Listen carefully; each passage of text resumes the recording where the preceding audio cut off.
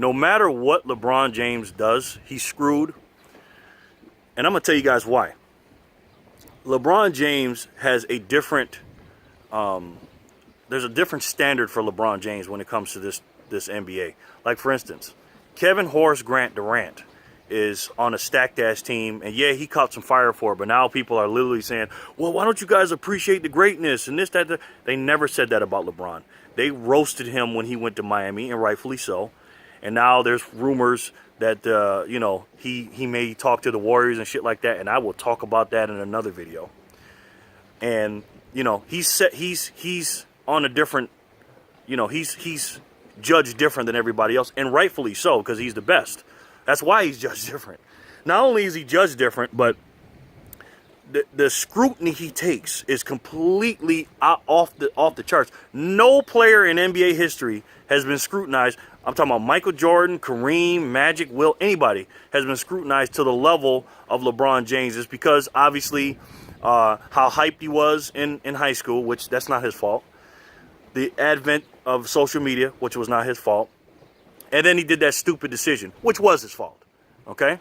Now, if LeBron James stays with Cleveland and they get a couple free agents here and there, let's say they pick up Paul George, they're going to lose. Okay? Because now they got to deal with Boston Celtics. And even though Boston is a young and upcoming team, they're pretty hungry. And when they get their man, the leader, the franchise player, Gordon Hayward back, and I think another role player was hurt, and if they get him back, it's going to stunt Terry Rozier's growth, but I'll get into that in another video. They're going to be pretty decent, okay? And Boston, we have to deal with Boston, you know, Cleveland and LeBron. But if they do get past them, and let's say they pick up Paul George and get a couple pieces, unless they build when I say a super team, I'm talking about DeMarcus Cousins, Kawhi Leonard, Paul George, and LeBron, because that's 4 All-Stars. Remember, the Cheaters has 4 All-Stars. Unless we get all 3 of them dudes, we're not beating the fucking Cheaters. So even if we go back to the finals again, LeBron, his legacy is if he doesn't win the championship, it's over for him. Okay? He can't just go to the finals. He's judged on a different thing. I heard Vince Carter last night or yesterday talking about this man's been to the finals 8 years. Vince Carter said, I've never even been once. Not once. And that's true. Tracy McGrady, I think he went with the Spurs. But, you know. But LeBron is judged differently. He's got to win championship because he's an all-time great, and he's one of the, if not, has the best chance for people to actually say he surpassed Jordan. You know what I'm saying? He's judged on a different merit. And if he does not beat the Cheaters in the NBA Finals, it's a failure. And it's stupid.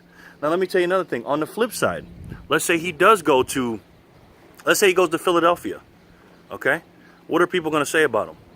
Oh, man, you know, you ran to them and, you know, this, that, and the third. He won't be as scrutinized if he goes to Philadelphia. I'm going to be honest with you. He will be scrutinized, but not as much if he goes to Houston.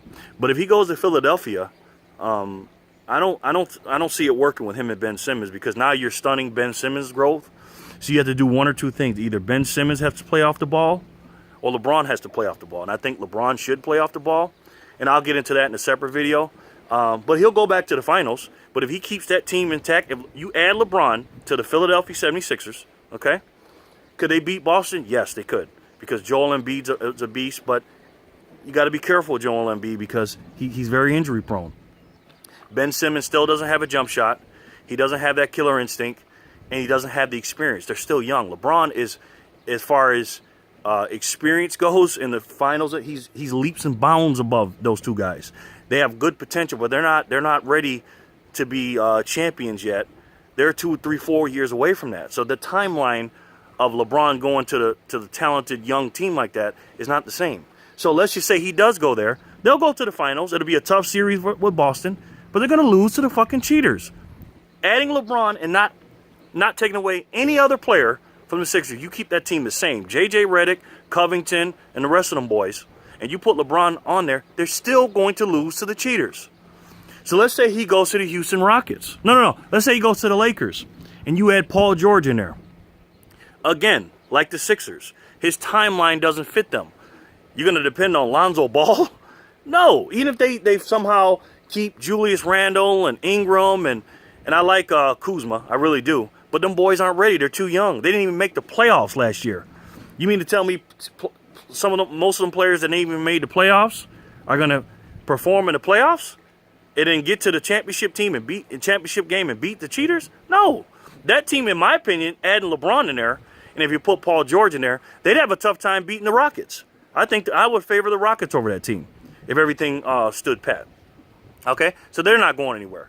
So let's say he goes to the Houston Rockets. That'd be the worst season he made, and I'm going to tell you guys why. Chris Paul and James Harden, last year, when they got together, what did everybody say?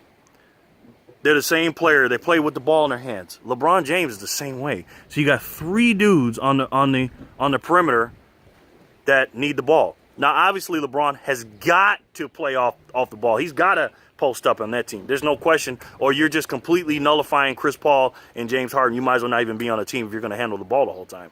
Which he used to do with the Thought King, Benedict Arnold, too. He hindered him a little bit. But here's what I'll say. You keep Clinton Capella on that team and somehow work it out. Because Chris Paul, remember, he wants all his money. But let's just say they work it out. And they shave and take pay cuts and stuff like that. And everybody's healthy. Man, I hate to say this, but I still think the Cheaters will beat that team. I really do. And here's why I say that. Not because they don't have enough talent, but they'll only have 3 All-Stars on the team. Remember? It'll be James Harden, LeBron, and Chris Paul. Now, yeah, they got Eric Gordon, and they got Clinton Capella, and they got Ariza, and, Green and other players like that. But them guys are not All-Stars. At the end of the day, the Cheaters have fucking 4 All-Stars on the team. So no matter what LeBron James does, unless there's some other crazy scenario he does, either way, as far as winning championships, he just happens to be in the era where the NBA cheated and the Golden State Cheaters were a cheesy-ass fucking team, and at the end of his career, that's what LeBron James has to deal with until he retires. All right, guys, let me know what you think. Do you agree with what I'm saying? If you do, hit the like button. And then comment and tell me why. And also share it. You know how people like to share things they like. And, hey, this is a good movie. Tell people about it, all right? Please, do me a favor. Send the links to people. Put it on your Facebook. Do whatever you got to do.